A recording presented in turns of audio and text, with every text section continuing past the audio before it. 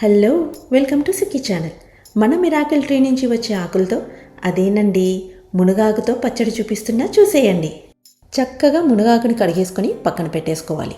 ఇప్పుడు ఒక బాండీలో 1 టీ స్పూన్ నూనె వేసుకొని 1 టేబుల్ స్పూన్ అంత శనగపప్పు, కొంచెం మినప్పప్పు, జీలకర్ర, ఆవాలు ఇవన్నీ కొంచెం వేగాక ఎండు కొబ్బరి, ఎండుమిరపకాయలు, నువ్వులు ఇవన్నీ వేసుకొని బాగా వేయించుకోవాలి. కొంచెం చింతపండు, ఉప్పు, పసుపు వేసుకొని ఒక 1/2 నిమిషం అలా వేపేసుకొని పక్కన తీసి పెట్టేసుకోవాలి.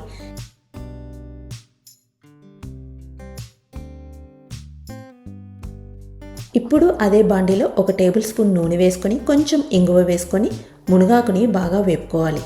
ఇక్కడే ఉందండి ట్రిక్. మునగాకు సరిగ్గా వేపుకోకపోతే చేదుగా ఉంటుంది.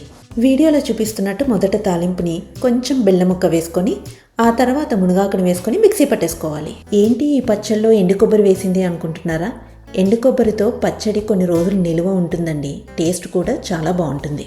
ఇప్పుడు నా favourite part, plating a meal. చక్కగా వేడివేడి అన్నంలో నువ్వుల నూనె వేసుకొని తింటే చాలా బాగుంటుంది. సాలెడ్, రసం, పచ్చడన్నం, మజ్జిగ.